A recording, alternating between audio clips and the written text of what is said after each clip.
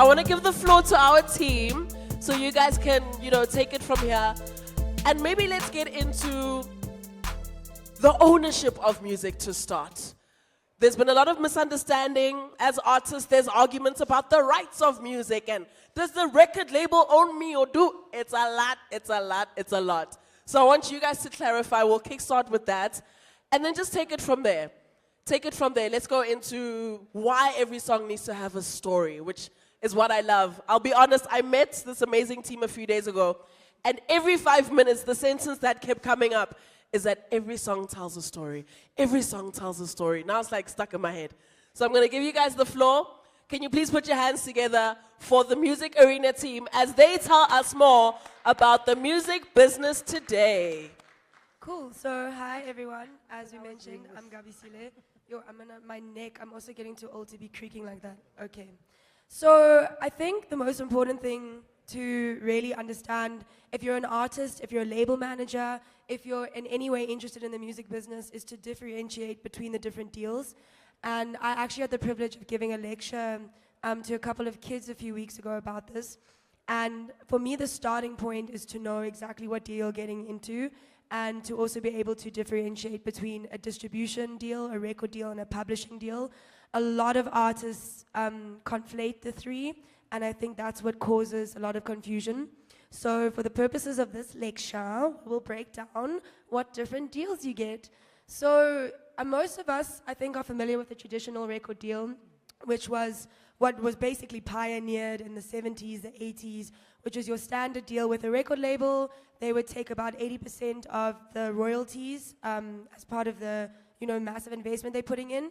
That kind of hasn't really fallen away. It's morphed into the 360, which is what you'll see pretty much every megastar in, your Tylers, your Burna Boys. A 360 is basically when a label signs you and represents you across your publishing, your touring, your recording, your merchandise. They are known as the most predatory deals in the business because the record label, the split is about 15% in the label's favor, but that's because the label puts a massive, massive monetary investment into the artist. They're essentially breaking you, taking you, and building you into the superstars you see. And then you have your distribution deal, which is a straight-up deal with a distributor. So CCA, Content Connect Africa, used to be a pure distributor, but we'll elaborate on that. And essentially, you're giving a label the right to put your content onto the digital streaming platforms, DSPs. What is the key difference in all those three is a distribution deal is the only deal that an artist has where you retain your master rights. There is no transferal of rights to the label. In a traditional deal in a 360, because the label is commissioning the work, so they're essentially paying you to create work, the label owns it. And I think, I always say this, and I say this to the students I was talking to, now is the best time to be an artist as far as your autonomy goes. You don't necessarily need a 360 anymore to really crack it, particularly because streaming does not have the profit margins that CDs do. But as far as your revenue goes, the revenue pool is really, really small. So it's not surprising for me that artists are still pursuing deals that are potentially detrimental. So going for deals where there are really big advances, where there's a relinquishing of the master rights. Because of course, streaming just does, guys, I'm gonna be honest with you. If you think you're gonna become a millionaire of streaming, that's not gonna happen. The streaming boom has kind of plateaued. Of course, we're starting to look at it as like a supplementary revenue field. But the most important part of this distinction, before I get told to shut up, is that you are essentially looking at two core deals now, which is your 360 and your distribution deal. A lot of artists are now pursuing distribution deals and then pursuing modular 360s, where they'll go to one label and have their live potentially there and their publishing, and then have their distribution with another. So yeah, I can see Antos is looking at me like the time's up. I'm not saying your time's up. I know Gabi will talk really fast because there's a lot of information. So basically, if I can maybe just talk about the journey, is that yes, there used to be traditional artist deals, and Gabi talks about the 85-25 principle, or 15 principle, is that artists used to get signed as artist deals to the label, and they would get a royalty percentage, which wouldn't normally, like the peak would be 20%. And we're not going to go into information breaking it down. Then there's also the joint venture deal, where some people brought their labels and bought their artists, and there was a 50-50% ownership. So the artist deal, the record label retains the rights, as Gabi says, the master rights. The joint venture, it's a partnership 50-50. The distribution deal, as Gabi mentioned, there is no ownership of the masters except for the artist and the label. There is publishing, and I think that's a big part of the business we're talking about, alluding to what we're talking about, doing TV ads or synchronization, but also there's needle time, every song you gets played, you get to earn if you're the composer, there's SAMRO, there's broadcast rights, so it's a very big right. The full 360 deal is what the buzzword, as Gabi again alluded to, was in just before COVID and during COVID, as record companies scrambled to earn more money from an artist, because streaming diluted the revenue opportunities for the artist and the record company and the composer. What has been offered now, and what is where we've put a lot of thought into from a music arena, is we offer you 360 services, but you can choose to do distribution, you can choose to do a record company deal where you want to own 50%, or you can choose just to come to us and do a merchandise deal where we just do your t-shirts and we share in the revenue, or you can choose to just do booking agency, or you can just choose just to do publishing. It's a lot of information to absorb in one question and one answer, but hopefully between us we've been able to summarize it. James, I don't know if there was anything. Ownership also on an artist level. If you wrote it, chances are you own it. If you paid for it, chances are you own it. And just like Antos mentioned, for instance, in a joint venture deal, then the ownership is split between the two parties. But pretty much, if you've composed it, if you are a beat maker and you made the beat, it's yours.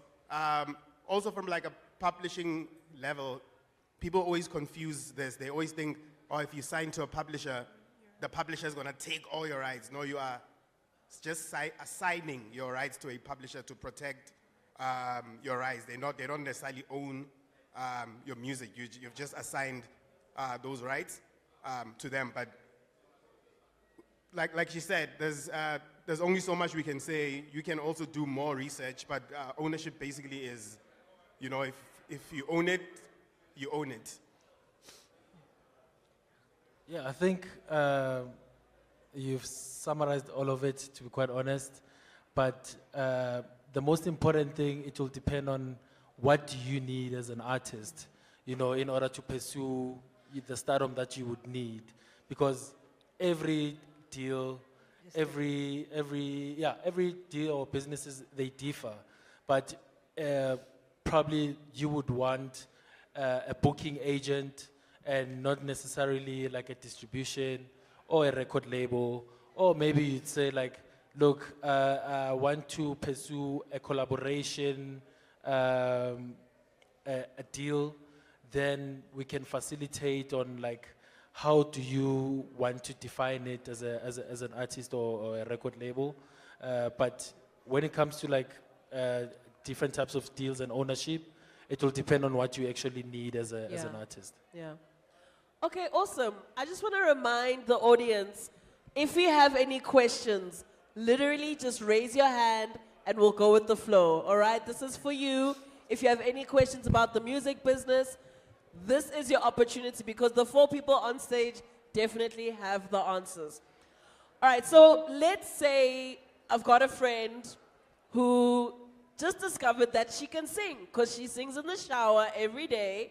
But now when she steps out the shower, her family goes, wow, my darling, I think you've got it. You can definitely do something with this voice. What is the first step?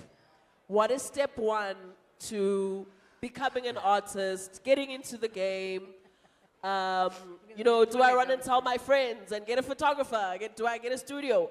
What is the first thing that somebody should do as soon as they discover that they potentially have a talent of singing, rapping, poetry, whatever? Yeah. What's step 1?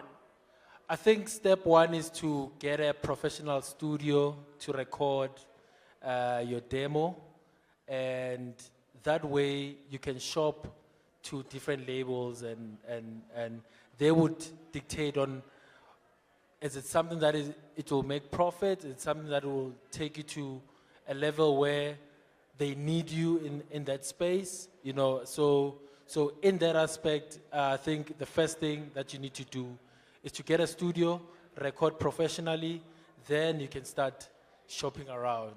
Because if you come and say like, okay, I can rap for you right now, cool, I can hear your rhymes, or I can hear you singing, but also sonically, we need to hear you how you sound in a record. You know, you might sound cool right now rapping, you know, doubling the, you know, the verses and all of that, but sonically, probably you're not sounding the way you should sound. Sure, right? sure. Yeah, yeah. Also, You know, I just want to add to that, and this is me coming in from some years doing business affairs. When you discover you can sing and you run into studio and you record professionally, and your friend decides to write 2 words of your song and your other friend decides to beatbox, please make sure you have split sheets in the studio with you and deeds of assignment so that you know when your song blows up exactly what percentage you own and what the other person owns. And unfortunately, it's not a glamorous part of the business, and it's why publishing is so important. But the rights start vesting from when you start creating. So when you discover you're the next Whitney Houston, the next Voice, and you get into studio and you're sitting there with a friend or anyone who could potentially say that they contributed to the creation of the work, please remember my voice saying, even if it's a napkin that just says Tara owns 7%, Tombi owns 18%, that napkin could be the difference between you making millions and you potentially losing out on your entire recording works. So, as Pule said, get a great studio, a good mixer and a good master, a good sound engineer, but please also have your paperwork in order. It makes your publishing life a lot easier for collection, but it also does protect you down the line from people who will try to claim work that they did not create. So, Gabi, on that note, sorry, Kola, I'll let you speak now. If I'm in the studio and like it's a banger, like I know this one's the next one, it's a hit, but my boy in the background just put in like 1 word, or maybe my friend just did ad-libs, how do we then quantify the percentage of ownership?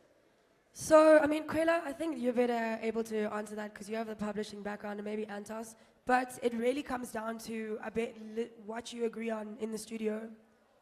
Yeah, so maybe I can give you, we can probably talk about these issues. We see them in the press all the time. I mean, I think that even recently, well, we can go back from the Mbube time to most recently Jerusalem. There's always fights about who wrote the song, who produced the song. So I think what the Gabi and the team are saying is that if your friend comes in the back and says or sings, gives you 2 words or whatever, agree then that they can get 2%, or agree then that it's 10%, even if it's written down. Because let me tell you something, in all the years that I've been in the business, when a song's not a hit, nobody owns it. But when it's a hit, everybody's a parent to that song. Yeah. So you need to get it resolved now. And it's not only locally, we see it internationally. We see people, and particularly right now, because a lot of producers are sampling, songs are getting sampled. There's always got to be an agreement as to what that ownership is. So as we say, if you've got someone, a friend that's helping you with lyrics, make sure that you agree right up front in the studio. And that doesn't, whether it's not a professional studio, when you're just writing the song or writing the beats, make sure that you agree to what splits are. Yeah. Yeah, and it's also situational. It depends.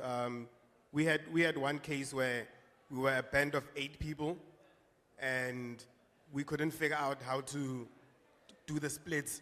So we kind of had intervention from someone that worked at Samro, and they said, we sat around the table, and they said, cool, how do you guys want to split? Who's the composer? And we agreed on splitting evenly, because someone would be a drummer, and they're like, but I played on the song. I contributed as much as I was. You were in my car, actually, when we went to the studio. So Sure. My petrol So- money is my 2%. So we decided, okay, cool, we'll split evenly. I just also wanted to go back to the question of if you figure out that you're talented, the one thing I think people miss is the why. You know, like Yeah. the purpose side. The purpose side of it is like why? Why do you want to sing? And people want to sing or be in the music industry for different reasons. But we're famous, obvious. Some people want to be famous. Some people do it out of love. Some people want to make money, and all of that is fine. You just need to figure Yeah. out your why and how long do you want to do it for? Do you want to do it this year and be have a hit this festive? Yeah. Collect, stack all the money, and then Yeah. disappear? Or, is this something that you really love that you want to do, long term, Sure. So the why is also important. It's like, I don't know, I bumped into Absolutely. someone many years ago and I said, I want to make a lot of money, and said, why? And I couldn't answer them. I mean, I had reasons, but I couldn't answer like the why. So I try to go back and refine, okay, in everything that I do, what is the why? And then what is the how, the what, and the where, Yeah, I think that's a very powerful thing to consider, because beyond music, anything that you do in life, always know the why. Because the why is the thing that's going to carry you throughout your career. A lot of people that get into the music game just for fame or for money, they'll get in, they'll be good, but they won't last. The ones that last are the ones that are truly connected to their craft. They know exactly why they're there. Maybe they're hardworking, maybe it's a calling, but I think the long game and the why are so closely linked together, because it's the purpose that you keep going back to. All right, I'm going to open up the floor very quickly. Do we have any questions for our absolutely amazing panel? Okay, we got a lot. I like questions. I'm going to start with this lovely lady here. Please tell everybody your name and your favorite song. Also, please come stand here. I cannot see you.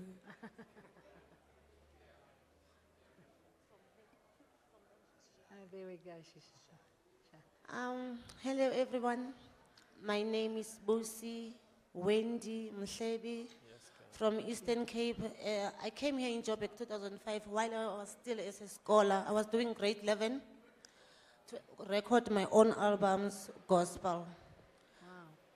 Okay, and I didn't sign any contract to any company.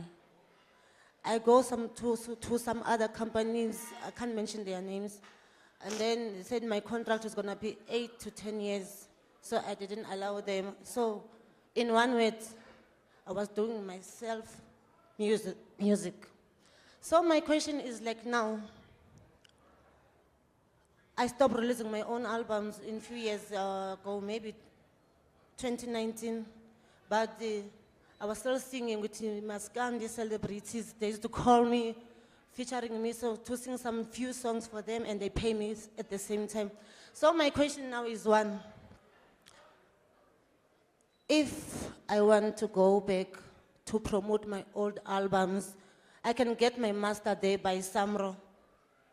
I don't know how, maybe I must go there by SABC Radio Lab. I need to get my master from my old albums to promote them again. Then I can continue to release my own albums. Thank you. Sorry. So just before you go, I just want to understand. Yes, we don't need to mention names, but there are record labels that still do 8-year contracts. That shouldn't be the case. But I was just asking you, did you say that you own your masters and you want to try and get radio play? It Or sounds you- like she wants to go and collect her masters, and she needs advice on how to do that. Am I right? Yes, my question is like, if I can get my master, maybe a copy there by Samro for my old music, I can get them again, or there by the SABC Radio Lab. Why do Samra have your masters?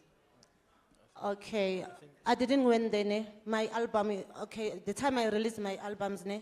Obvious, before I perform my music, I must go there by Samro Registered at to Samro. register. Yes. Yes. So now I don't have copy, I don't have anything.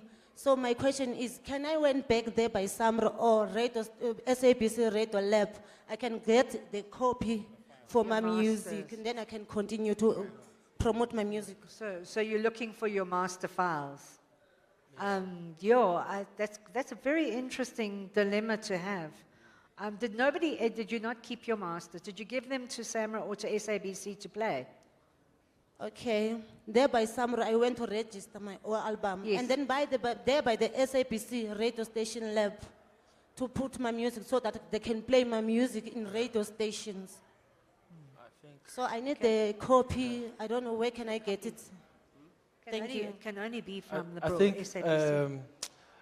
the first thing that you need to do is to trace back where did you record that album as well, besides the Samro and the SAPC library, because there it's more of like to register your works and also to facilitate on the filter music for the library. But where she recorded the music, I think that's where she needs to go first to check who was the producer for your album.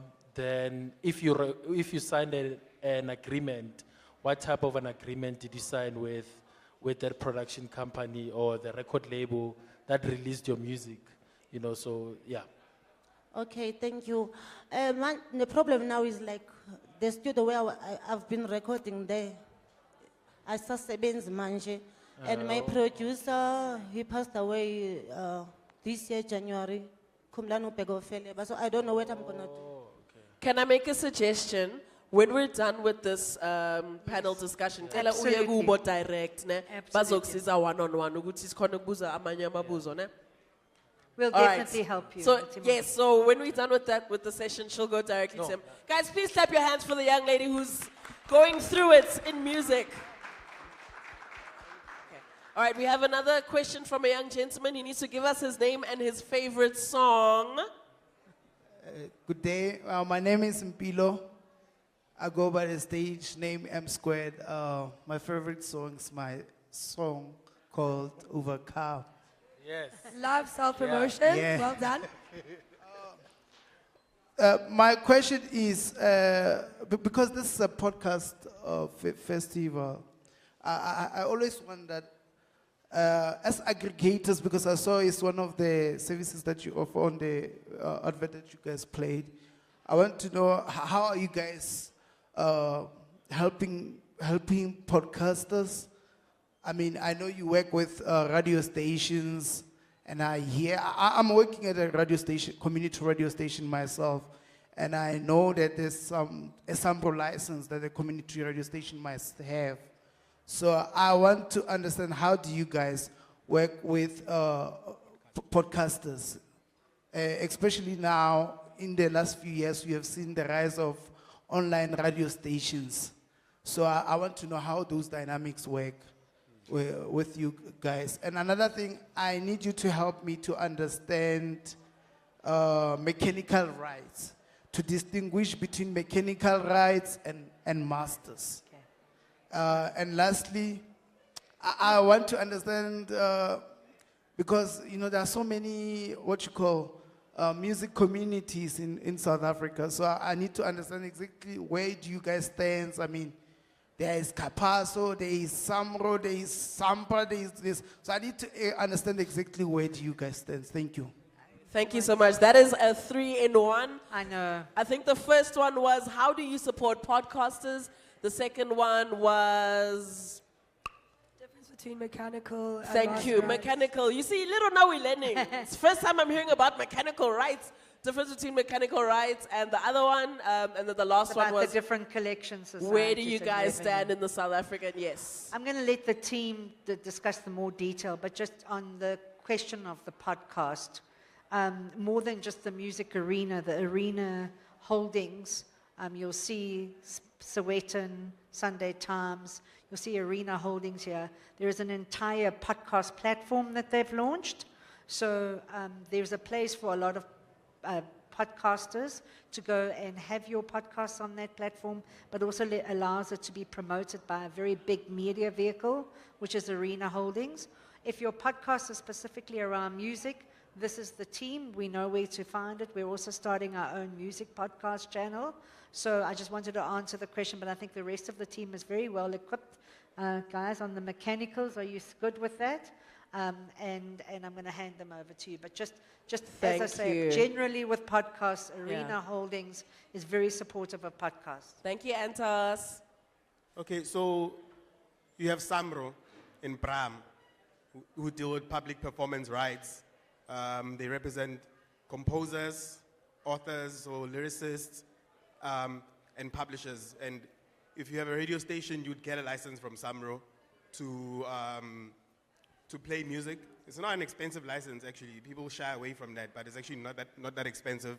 It's just to make sure you are accounting, you are You're paying the artist for every time their you're song paying the plays. artist. So every radio station, every TV channel, on any TV show, any music that gets used gets licensed. It's not licensed by SAMRO, but that production will have to submit cue sheets to say, this is the song, this is when it played, on which episode, on which date, for what's the duration that it played for. So that's SAMRO, and then you've got SAMPRA, which deals with needle time and neighboring rights. Check their website, SAMRO, SAMPRA, and then there's CAPASO. You can actually go on Google and say, what is the difference between CAPASO, Yeah. SAMPRA, and SAMRO? CAPASO deals with mechanical rights and digital rights. So mechanicals are reproduction rights, so copyright protects your music protects your music for reproduction. So if you have a song that you own and it goes onto Spotify or Apple or whatever, those are mechanical. It's actually that Okay. literal. That's the mechanical rights, and that's CAPASO. So, but look them up. It's not these things are not easy. When I started in music, I found all of these things so complex, but I spent time. I was like, okay, I'll spend time until I understand, until I understood. So, but like Lebang said, Ungeza, after this thing, we can have a chat and just in more. Also, just to attend to the question of the difference between a master and a mechanical, think of it, the master is the whole. So your master right is the entire sound recording, the entire body. The mechanical, the performance, those are all pieces of the whole. So a mechanical right is a very particular part of the master, and as Kwela said, it has to deal with reproduction. It's, correct me if I'm wrong, I've only been in the industry for 6 years, but it comes from physical, and mechanical rights now vest digitally when you download. So, or when you download a CRBT, back in the day before we had full streaming. So your mechanical right is a very specific part of the masterwork. A performance right vests anytime your music is played in public, anytime it's performed, and a performance right is made up of the composer and the author. So the people who wrote the music and wrote the lyrics. So it's very, very detailed part of the masterwork. The master is the entire sound recording. So you need to think of those rights as just the sum of the part of the whole, if it makes it easier. But like Kwela said, I don't want to take up too much time going through mechanical, etc. If Sure. you want to see us afterwards, we can definitely go more. Can I just quickly Absolutely. summarize what the team has said? Mechanical rights, when you stream, there is the artist who performs that gets a royalty. The mechanical rights is where the publisher collects for the composer. Very often they're not the same people. Very often they're same people. So if we sell 20,000 streams on Spotify, there is a percentage that's paid to Spotify, but Spotify has to pay 15% now of the earnings over to the Collection Society, which in South Africa is CAPASO, and they then take care of the composer. There's always really two rights, and I think the team has gone into quite a bit of detail. So you have CAPASO, you have SAMPRO, you have CAPASO, SAMRO, SAMPRA, and RAV. They're RAV and RISA. So RAV collects for video rights only. It's a lot more complex than that. We can break it down for you, but we'd be happy to do that at some other time. Fantastic. Thank you so much, Antos. And the last question, I believe, was what role does the music arena play in the overall field of SAMRO, SAMPRA, SAPSA, and all of them? So we are members of all of those societies. We're members to ensure that we are protecting our members. We don't necessarily always agree with them. I have to be honest with you, we put up a lot of fight often.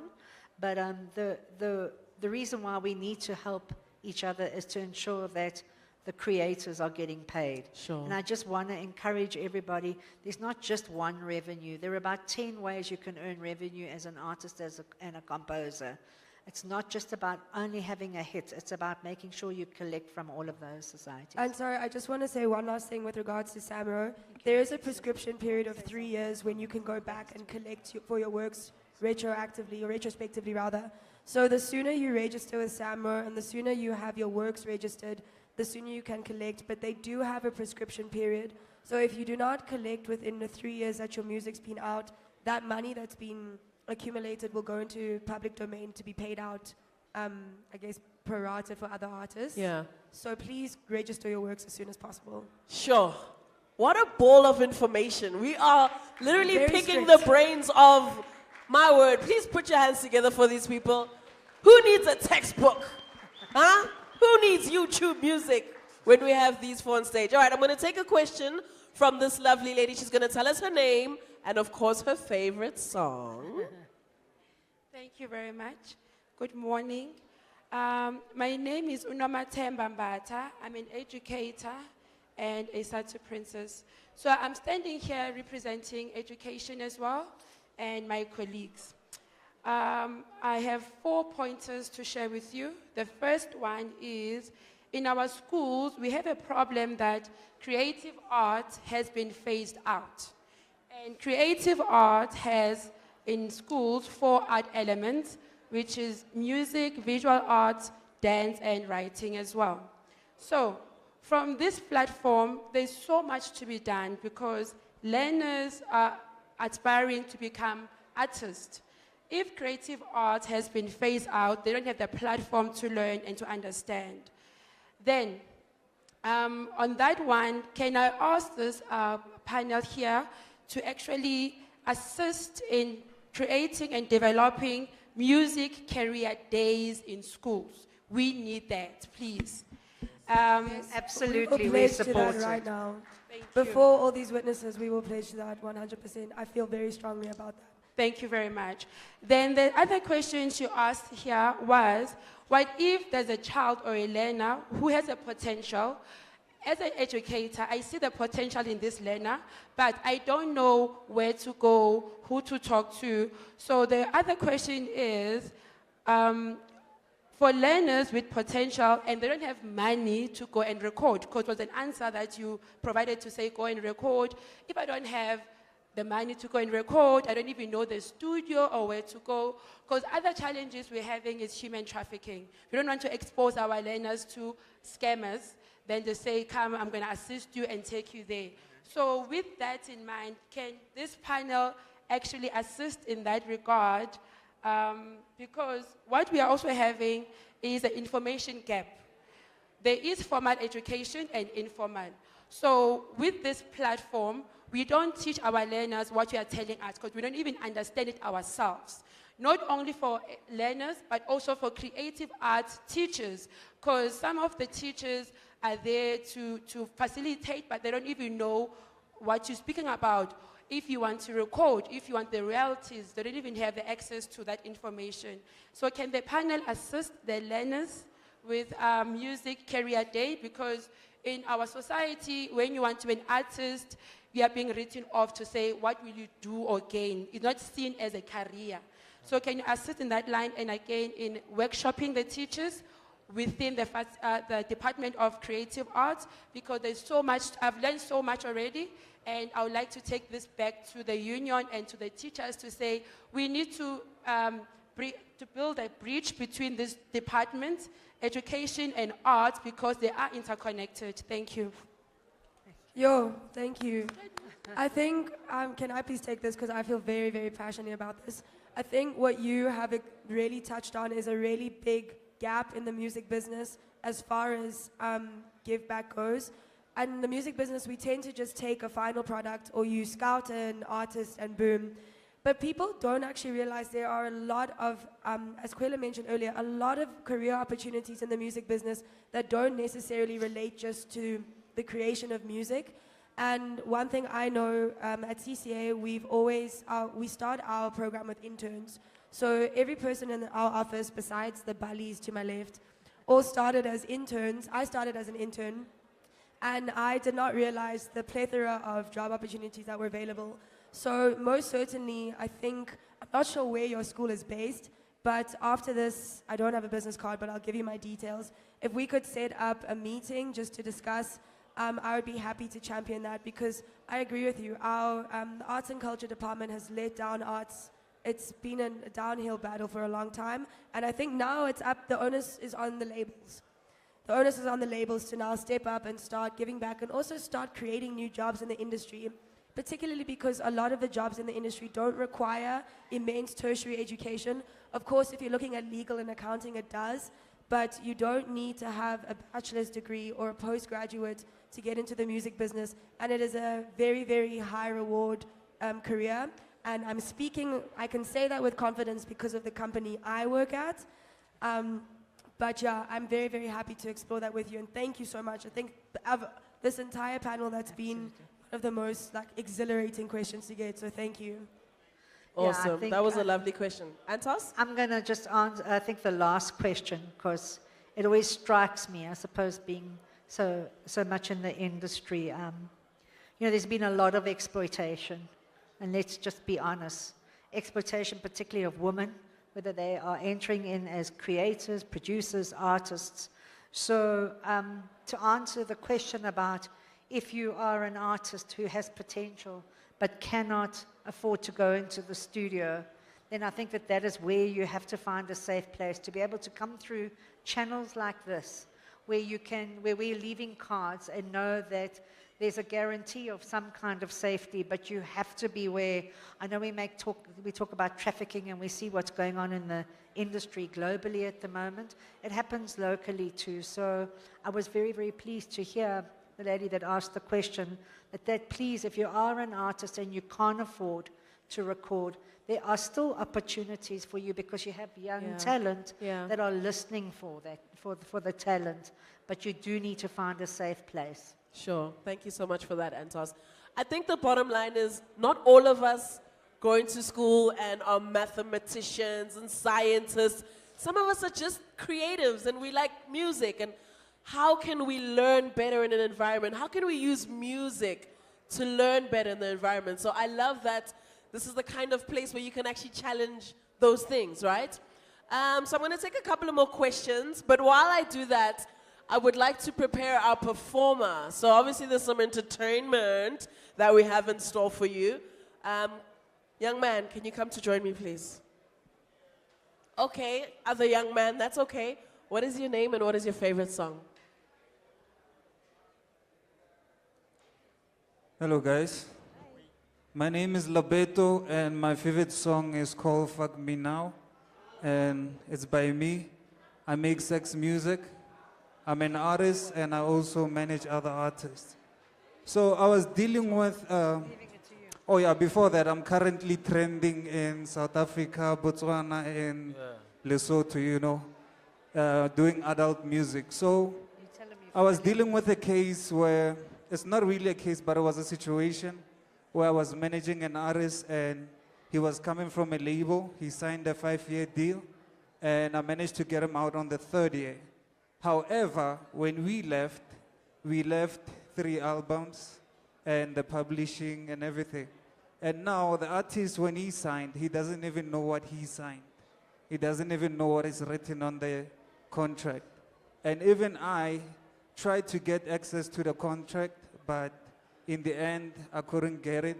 And the reason why I also left the label is because they couldn't allow me to use what I learned in the label on my career.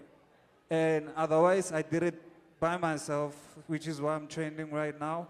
So they were actually signing me for my strategies and all of that. So my question is, how can I get back the music and the publishing? Because the artist recorded all the music in my studio.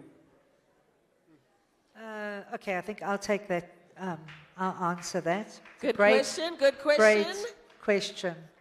I think if I can just ask you, so you signed a record deal and you did a few albums with them. First of all, if they're not showing you the contract, it is your constitutional right to get a copy of that contract. They cannot say no. That every record company, and if they have not got a copy of the contract themselves, then they have no leg to stand on. If they can't prove a contract, they have no leg to stand on. So, I mean, starting with that, they should be able to share a copy of the contract with you. It is your right, absolutely. If they have signed and they have paid you, and you've signed, or your artist, excuse me, has signed a record deal, they probably have signed their masters into perpetuity, which means they own those masters for life. However, I'm going to give you a way out of this. If you could find the contract, but most contracts have a window period that says for 5 years you're not allowed to perform the songs or recreate the songs while you were at that record company. But if those 5 years are up, you can go and sing that song and do those recordings without any comeback from the record label. But I want you to go straight back and tell them right now that you have a right to the contract. If they cannot prove the contract, come and talk to us. We'll find a legal advisor that will tell you they have no leg to stand on. And we do recognize, I think Pule recognizes. Yeah, I saw him on TikTok actually. He was training on TikTok. And we are among celebrities. So you are already a celebrity because the team recognizes you. But please don't ever think that you don't have a right. You always have a right as a creator. No record label. And we have an ethos in the music arena. I'm not saying we're great. Please, we have a record company within the music arena that's 96 years old. We have made mistakes. But we always believe that the artist should be the bigger earner. And that's what we believe. And we have moved away from signing artists into perpetuity. We do have, from those years back, artists that are signed to perpetuity, but moving forward, that's never been our intention. But you should go and demand a copy of your contract. Beautiful. Thank you, Antos. Thank you so much. This is literally exactly what the team is here for, to answer any pressing questions that you may have, any things that you've thought about in the past. This is where you get the solutions, right? Thank you, SA Podcast and Music Festival, for allowing us to actually own the stage with such amazing people. All right, young man, come forward. Tell us your name, and please tell us what song you're listening to right now. I go by the name Fee Ferrari. I'm an artist, musician, and a producer. My favorite song. Damn, there's so many. My favorite song, I can say Fun by me. Fee Ferrari. I'm actually here in front of you guys to ask about how I can actually get a management, something that is like a sponsorship. I don't know. Yeah. That's my question. I'm leaving it to you guys. Cool. I think the most important thing is for us to have a sit down, just to unpack what would you need in case of management and on which role as well, because management can be brought up, but there's subject to everything, you know, so it will depend on what you actually need, or is it for a performer, management side of it, or as a producer as well, because you said you're a producer, you know, so those are the things that we just need to unpack and just know what you actually need, because I think it's important for everyone in the room to know the role that you play as a producer, as a performer, as a DJ, you know, so those are the things that are not being spoken about a lot more, you know, and you find yourself signing in contracts that are not good for you, you know, so it's important to know what you actually need, and we've been spearheading that type of role in a lot of guys that you may know of in the music space, where we've placed them in a way where we've created a business hub for artists, you know, to grow and build outside of being performers or DJs or producers, you know, so I think it's important, probably we should link up and just speak about what you actually need on the management side of it. Okay, so before I actually leave the stage, can I leave a freestyle? Yeah? Oh yeah. Yeah. Yes, please. Oh, yeah. I, yeah. I know you wanna see me down on my knees, huh? You're really fooling yourselves, huh? Really, near my jokes, man. This buffeting years and this on grief. Really, see a van. I ain't really evil, but they call me Kama, yeah. My name is V. I am a champ. I know to throw a punch. Futimangena kaya guvela gube wasko. All eyes on me. Bitch, it ain't safe, yeah. Y'all niggas ain't safe. Let me take. I'ma eat you like a cake. Champagne, celebrate, yeah. My fat in the hamba no cool. Foot in them tandas and jalex, yeah. I'm always on the rise. Cut and the nas, the S bands, my melan. Me and my niggas been grinding. Money in our own beat. Fuck all being a person. We ain't got no time for chilling. Lyrically, I'm killing all of these beats. What? Killing my own beats. Yeah.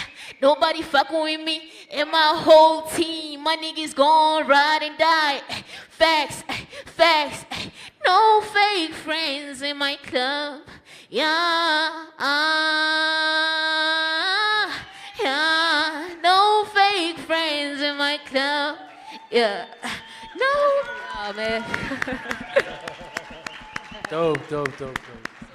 Shout out, shout out. See, that's what I love. When you see an opportunity, there's a mic in your hand, you've got Yeah. industry experts, it's Absolutely. your time to shine. Put your hands together, come on. Thank you so much. Are you happy? I'm happy. So after this, you guys are going to reconvene in the next 10 years. I think Gabi has something to say about sponsorship. Oh, What do no, you- no, I'm not going to follow. We'll talk about that afterwards. Congratulations. That's how you pitch yourself as an artist. Exactly. Woo! Lovely. All right, so we're going to take one last question for now, and then we're going to get into some performances. Going to take a little bit of a break so you guys can stretch your arms, wiggle it around. But before that, ma'am, what is your name and what is your favorite song right now? Hi, hello everyone. My name is Amanda. I don't have a favorite song, but then you can play me any Amanda song, Amanda Black song. I don't have a favorite song, but any Amanda nice. Black song, I'll be cool. My question is, looking into the music industry these days, ne? You can go back, play maybe or Brenda Fassie, or play any other artist back then in the days. They still have that vavavoom, ne? So what can be, when you look into the music industry, what is it that in these days has made indoba ingoma ziphelelwe, like ziphelelwe kuthuleke cwaka, whereas back in the days music could still have that thing back in the days, to which now you can play a song and then they will tell you no, it's not relevant or whatever the case is. But then back music is not that song these days, they don't have that vavavoom. So what is it that you, when you look into the music industry, that you guys can say, you know, this is what artists are losing these days in the music industry, that is making songs to run out so early compared to the songs back in the days? Yeah, so I think the artists we see in the mainstream who are famous are just one part of the music industry. There are still a lot of artists who make music, who make beautiful music. There are still artists who, I know of bands that tour Europe that nobody knows of. They are not on radio, they're not on TV, but they do 40 days in Europe every year, etc. Why Brenda Fassie's music has staying power and Sipho Hot Sticks Mabuse and Ladies with Black Mambazo, I think the difference between then and now is that it's easier to make music now. You can make music on your iPad. Everybody has a laptop, or a lot of people have laptops. You can even make music on your phone. You can download an app and make. There are producers in America. There's one guy that got producer for Kendrick Lamar. He actually made a lot of beats on the phone. So I think it's that. It's like there's so many people making music to a point where I think the industry is so saturated. You know, the amount of songs that go into Spotify every week is a lot of songs compared to back in the day. It wasn't a lot. There were a lot of artists, but I think it was harder to make music. So, and listen, record labels also, and Antos can add to this, pushed artists a lot. There was a lot of work that was done in terms of marketing the artist, promoting the artist, and being behind the artist, which there aren't a lot of record labels now, independent record labels, but there were I think artists were pushed a lot, and I mean, I wasn't around in the 90s and the 80s. You can, you know, this is my perspective. I think because it's easier, music has become kind of cheap. Yeah. You know, even you know the term producer, for instance, producer now has become a beat maker, but producer traditionally, if you think of people like Quincy Jones or Ray Phiri or Weston Yeah. Kosi, Yeah. these are people who are behind some of the hits that are still Chico Twala. These are people who are behind hits that are still being played today on Ukhozi, on Lesedi, on Capricorn, and all these radio stations. You know, and they were not just beat makers. Mandla Spikeri, he was not just a beat maker. He's a certified producer. Mahuta is a certified producer. Now he's, you know, he seems Yeah. like just another DJ, but he's actually a dope producer. I think that the challenge for any new artist coming up too, irrespective of the genre, is that with streaming, I think I stand to be corrected. Probably I'm outdated now, but Spotify we're getting something like 100,000 tracks a day being uploaded of new artists, right? So how do you even begin? So you see that the music industry with streaming is already moving to the super fan base, where people are going to look for specific artists. I think to answer your question specifically and to allude to what Kwela is saying is that in those days we would sign, you know, I remember we had Stimela, Lucky Dube, Miriam Makeba, Mahlatini and the Mawatela Queens, but everybody knew where we to go to radio to market. Now you've got all of the social media, so your standout is how do you market your content. And I think most recently we need to look like someone like Tyler, who used TikTok to her advantage, but it's pop. We're seeing a massive surge of traditional music coming now.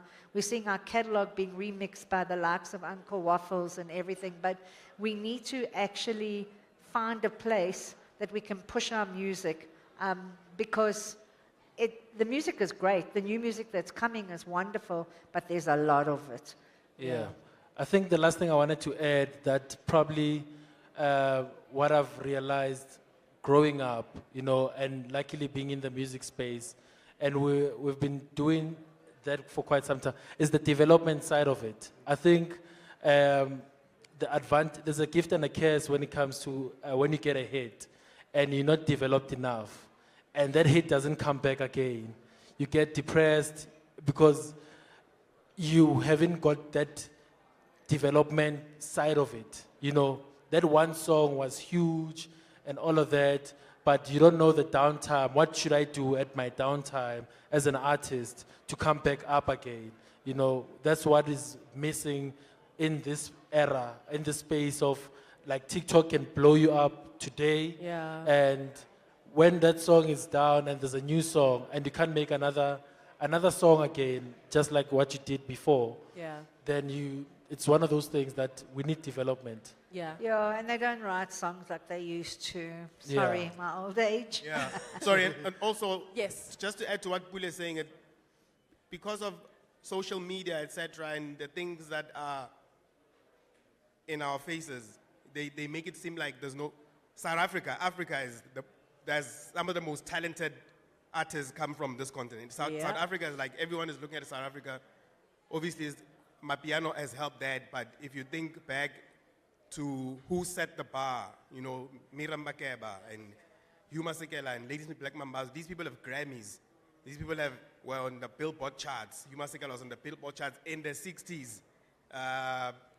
Sipho Mabuse and Harare, they were on the disco Billboard charts in the 80s. So it's also like what's in our face makes it seem like this is what you should be. But we're such a rich country in terms of like our heritage, in terms of our stories. There's so much that we have that maybe for someone coming up, they might think, if I'm not like this, then I don't have it, which is not true. Yeah.